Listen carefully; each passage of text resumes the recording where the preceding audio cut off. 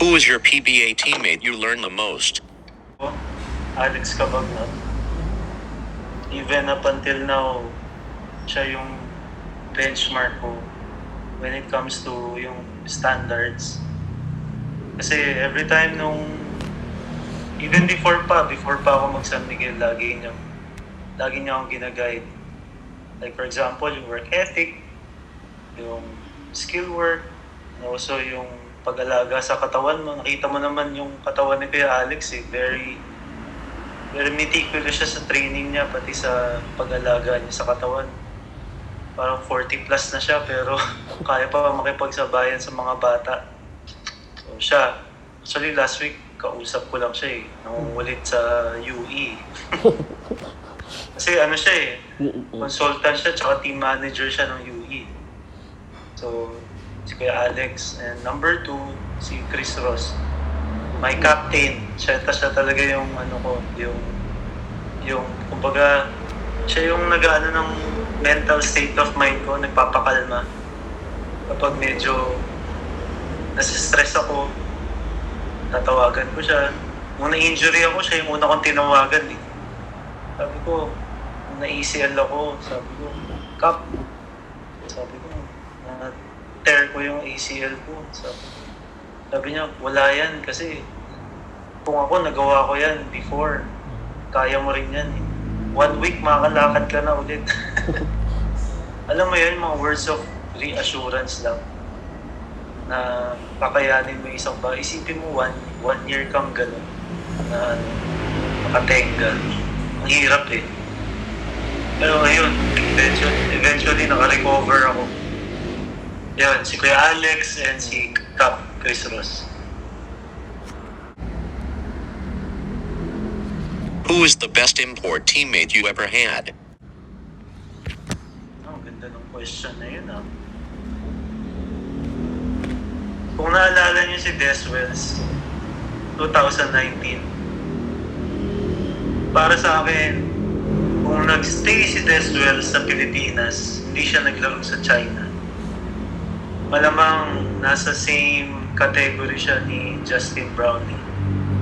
Ganon kagaling si Deswells. Kasi kaya lang naman siya umalis kasi may offer siya abroad sa China Mas malaki yung offer sa China And knowing San Miguel, they will let you walk away. Kasi ang reasoning ng management, makahanap naman kami ng ibang import ulit. Pero siya talaga, grabe, Deswells. Tsaka attitude, napaka-bait na teammate. What do you learn from Coach Leo? Alam niyo yung common misconception ng tao kay Coach Leo. Lagi nila sinasabi, San Miguel lang, kaya siya nananalo, kaya siya champion. Dead 5 nagdadala. Oo, totoo yun. Kasi unang-una, di ka naman talaga mananalo kung wala kang player Pero at the same time, kung ayaw maglaro sa'yo ng player, hindi ka rin mananalo. For example, you can have all the talent in the world. Like before, naalala niyo yung Petron Novela, yung di makatawid ng semifinals ang Petron. Kino-coach nila. Parang musical chair ang coaching sa Petron before Like Kutoroman, Todd Perms, mga foreign coaches yun Umikot pa si Coach Jose Rosella, Ato Agustin. Umikot lahat. Hindi nagtagal. Ano yung masabi Coach Leo? Maganda yung Coach Leo kasi. Coach siya malalaroin niya yung players niya. But at the same time, ako yung coach. Pinapakita niya na yung magiging alpha niya. Kasi set din siya ng boundaries sa players. Magkaiba sila ng philosophy ni Coach Chot, which is kay Coach Chot, iba, motivational coach. Kay Coach Leo, you figure it out yourself, pero at the same time, susunod ka sa akin, susunod ka sa gusto ko. So, yun ang natutunan kay Coach Leo na never too high, never too low si Coach Leo. Nag-champion nga kami, parang mapalakpak ko na agad si Coach Leo. Iba coach, pag si champion, gumaganda, taas kamay si Coach Leo. Ganun lang. Ayun, kasi kay Coach Leo, look forward niya yung the next one. Why you choose number 5? Yung number 5 kasi, rookie year ni Papa ko sa UP. Number 5 ang binigay sa kanya. So that time, nasa UP ako, number 5 din yung binigay sa akin ni Coach Tindo. Tindo pumaring coach namin nun eh. Naalala niyo yung 14-0 ng UP. Siya yung coach namin nun eh. So, inassign niya yung number na yun sa akin kasi sabi niya, Papa mo, number 5. Dahil doon, habang buhay ko na siya dala. Actually, dalawa lang naman yung number ko eh, number 5 or number 8. Number 8 kasi yun yung nagpasikat sa akin sa Thailand. If you not became basketball player, what do you think your work right now? Maniwala kasi hindi, even up until now, gusto ko maging piloto. Mahilig ako sa, yung fascination ko sa airplanes. Dahil na, taga-Paranaque ako eh. So, every time na dudungaw ako sa bintana namin, yung bilipad na aeroplano, nakikita ko. Mahilig talaga ako sa airplanes. Even mga fighter jets, commercial planes. Mahilig ako dyan, kaya piloto. Yan, mga Jeric Fortuna, di ba? Naging piloto na. Atom Araulio, yung newscaster, piloto na. Sian Lim, piloto na. Yan. Even yung NBA player, kung naalala niyo si Ron Cycli ng Orlando Magic. Yan, pilot yan. Tsaka yung artista na magaling, John Travolta, piloto yan.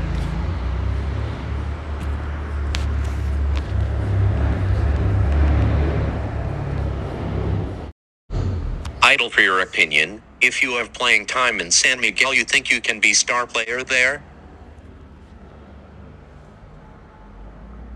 Ako never ko inangat maging star player. Buong buhay ko. Ang gusto ko lang lagi is uunahin ko yung team. So, no question naman na any player na given the playing time is magpo-perform. Kasi mahirap din yung your playing spot minutes. Like for example, ngayong game na to, gagamitin ako ni Coach Leo ng 10 to 15 minutes. Next game, di ako lalaro. Next 2 games, di ako lalaro. Next game, 5 minutes.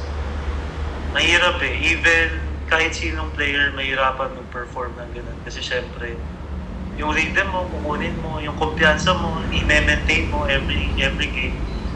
Pero, sa tingin ko, hindi ako magiging star player, but I will be star in my role. Pag mas mahaba yung playing time na binigay sa akin. Like, the great role players sa PBA, Ronald Tubin. Hindi naman star player si Ronald Tubin, pero star siya sa role na ginagawa niya. Pesky defender, nakaka-shoot pag iniwan mo, di ba, mga ganun player. Like for example, sa Tokyo Tex, Harvey Carey. Hindi naman star player si Harvey Carey, pero yung rebound, pag-screen niya, pag binigyan siya nila Kuya Jason, tsaka ni Coach Jimmy sa baba before, sure ball, di ba? Mga ganun. I will be a star in my role. As a UE alumni, what do you think UE need improved next season? Gandang question, no? Yan din yung naging usapan namin ni Kuya Alex last week. Kasi ina-assess niya yung team. So, hinihingi niya rin yung opinion ko from an outsider's point. And also kasi, di ba, analyst din ako sa UAAP, courtside analyst. So, nakikita ko yung problema ng UAs. Daming problema sa nila eh. Sa enthusiasm, pati yung open court, ang gagaling nila eh. Pero when it comes sa execution, lalo na sa bandang huli, like yung mga talo nila sa Ateneo, talo nila sa Lasal, talo nila sa NU, lamang na sila eh. Pero nakahabol dahil sa huli, yung execution wala, medyo ilaw. So, sa tingin ko, if they execute better, di ba, hindi sila masyadong predictable na puro takbo lang or pick and roll or isolation one-on-one. May fluidity sa offense nila and also solid sila defensively na hindi sila masyushutan basta-basta. sa tingin ko magiging maganda yung chances ng UV this year.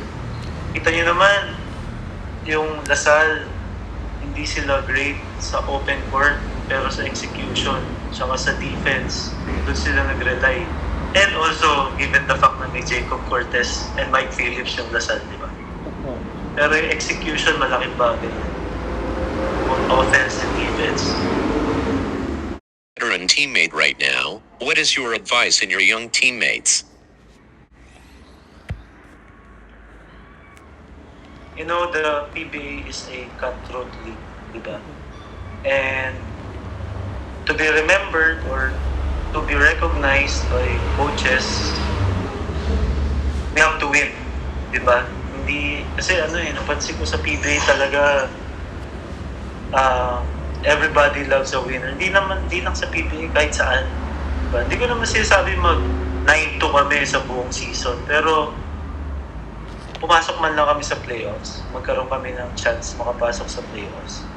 Kasi yes, yung Blackwater, no doubt, very talented individually, like Cedric Belfield, Christian David, Dal Panopio, RK Ilagan, di ba?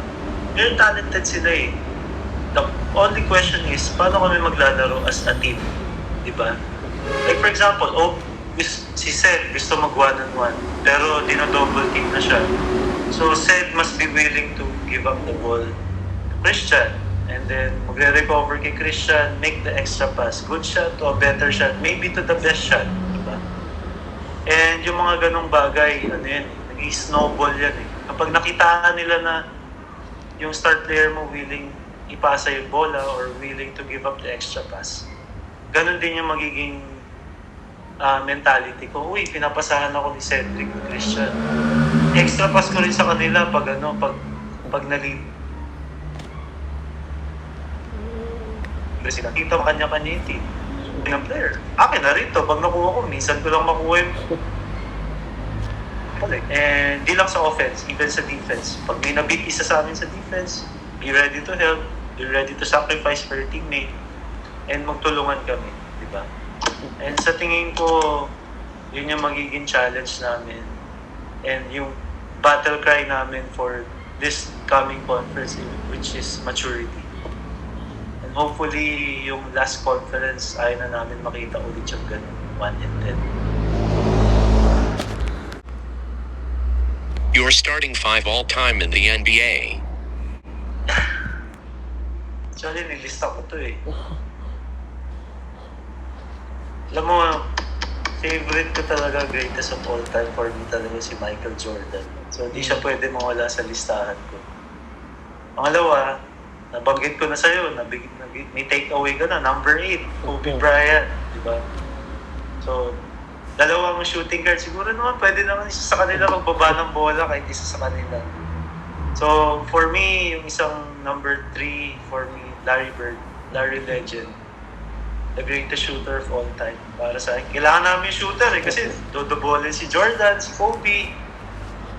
So, tapos number 4, kasi ako Laker fan, so hindi pwede mawala si the captain, Kareem Abdul-Jabbar.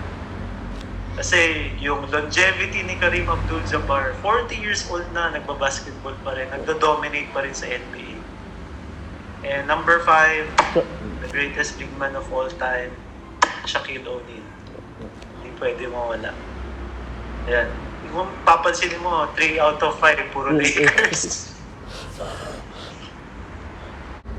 Last question, your starting 5 all-time of your teammates. Teammates. Sige. Number 1, syempre, the GOAT, Junmar Fajardo. Center talaga siya. Isipin mo, may kwento ako dyan kay Junmar. Kakapasok ko lang sa game. Biglang nilapitan ako. Paul, punta ka sa corner papasahan kita 2 beses, tira mo agad kasi dodobulin ako eh. Isipin mo yun. 10-time MVP, sabihan ka ganun, papasa sa yung bola. So ka makakita ng teammate na ganun. But at the same time, kasi kailangan niya yung bawat isa eh. Para hindi dumobol sa kanya, kailangan namin makashoot. Kasi kung di kami makashoot, dodobolin siya ng dodobolin. So yun, Junmar Fajardo. Tapos, number 4 guy na teammate ko. Sa mono-Q ako. Dapat i-research nyo to si Patrick Sanders. Siya yung nag-set ng record sa Japan B-League. Before, Japan B-League na sa All-Star Game siya yung pinakamaraming na-shoot na 3 points. Sa All-Star Game. 3-point shootout. Patrick Sanders. Tsaka siya din yung nag-mentor sa akin yung unang taon ko maglaro sa Thailand. Kasama ko lagi mag-shooting. Kasama ko mag-skills, conditioning siya. Si Patrick Sanders. Tapos, number 3 para sa akin. Teammate ko ngayon, Christian David. Yan, ito. Si Christian, nakikita ko sa kanya parang Arwin Santos to eh. Up and coming na Arwin Santos. Kailangan lang konting Si Kuya Arwin kasi pag naglaro, mararamdam, ikaw top and text ka, ramdam mo yung gigil mo kay Kuya Arwin, nakakainis ka laban, di ba? Ayun. Yun lang yung sa tingin ko. Pero for me, sky's the limit kay Christian. Kapag na-figure out niya yung laro niya, tsaka yung sa tingin, yung every time naman kaya niya shoot eh. Yung na lang kapag gusto niya talaga. Pero for me, Christian David. Tapos, syempre, my master, Alex Cabagnot. Yan, si Kuya Alex. Kasi, the crunch man. Parang si Kuya Jason yan eh. Parehas na ni Kuya Jason. Jason Castro. Pag crucial, ay nako, ayaw mo nasa kanila yung bola. Yan. And my point guard.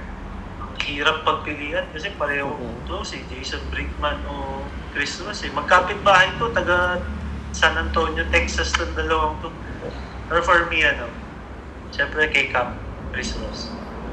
Hanggang ngayon, di ba? Kita mo naman hanggang ngayon. Napanood ko siya kahapon. Parang walang nagbabago sa laro niya. Tsaka siya yung anchor ng team eh. Nagsisteady ng team nila eh. Kahit hindi siya tumira, okay lang sa kanya. As long as nabibigyan niya ng open shot sila Marcio, sila Junmar, sila Pagabi, si Don. Tapos yung presence niya defensively. Yun yung top 5 ko. Thank you for watching.